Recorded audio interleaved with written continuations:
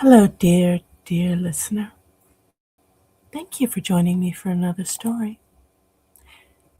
And boy, do I have a tale for you this time. It accompanies the artwork that you see before you, which was made for D. Ryan Allen's second Dungeons and Dragons art show. Now, this story is the beginning of a larger tale, but this is how it all began. This is told from the female protagonist's viewpoint, and she is about to get quite the lesson in misunderstandings. Shadow Lullaby.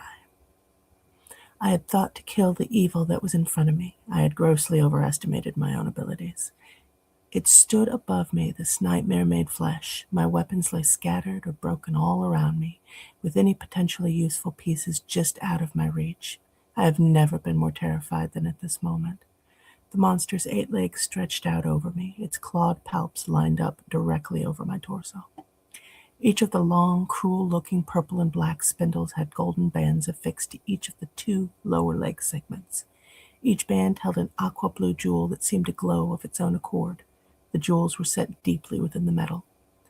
The dusky gray-purple flesh of its face and torso seemed to catch glints of bluish-purple light from somewhere I couldn't see. The beast roared, and the grayish stalactites of its cavern shook. Condensed moisture droplets fell everywhere around us, and I heard stalactites crashing in the distance.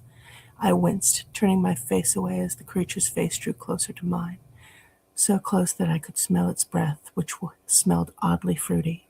I'd expected decay and rotted meat, maybe stale blood, and I had taken a precaution in case a scenario like this would play out.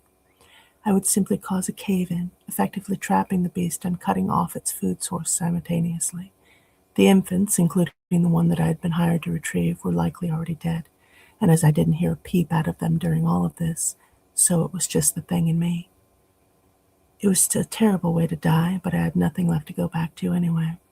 Quick as a cat, I pulled the spell from within my leather jerkin that would detonate the charged crystals surrounding the cave's 2 entrances and speedily began the chant. I grinned up at the thing with menace, and its eyes went wide. In the glow emanating from the scroll, I caught more details. This thing was actually quite pretty, if not for the monstrous qualities. It was a dark elf centaur of sorts, with the elf half up front and a spider-shaped body for its lower half. His lower half, for it was indeed a he, if a bit androgynous looking, was completely made up of crystalline shapes. The main body was amethyst, with spots of what looked like rose quartz, aquamarine, and sapphire. The legs were dark black and a dark purple. The jewels within the cuffs on those legs started to glow a little brighter.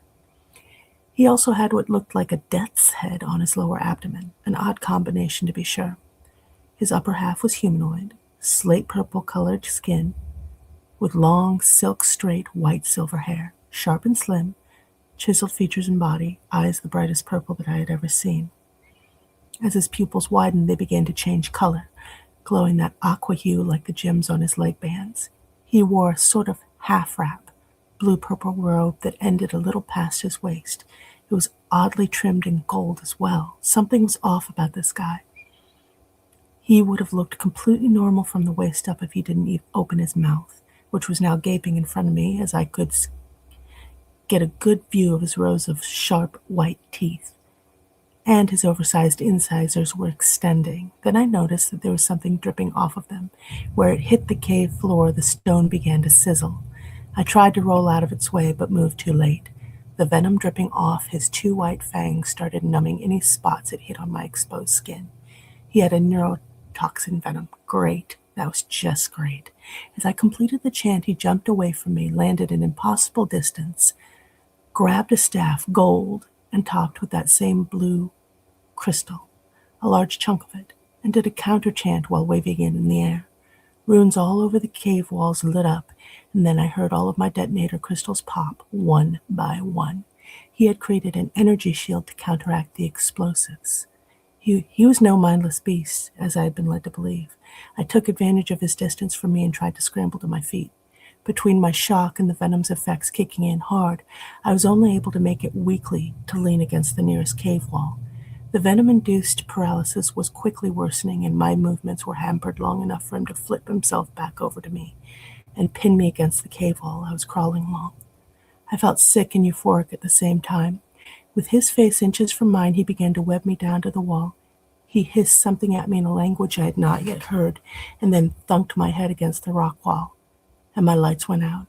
As I was losing consciousness, I heard an infant squalling, and tears fell. I hadn't been able to save them, and I had almost trapped them here with a monster. I had failed. I had a few short bursts of consciousness. With them came the feeling of being dragged over the rough rocks and outcroppings of the cave floor, sharp rocks smacking and prodding my already tender skull and back. Soon, the rocks grew smoother and then smoother still.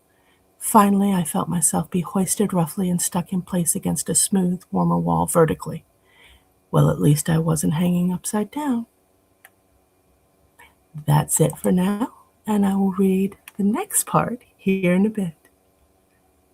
Stay tuned. Thank you, my lovelies.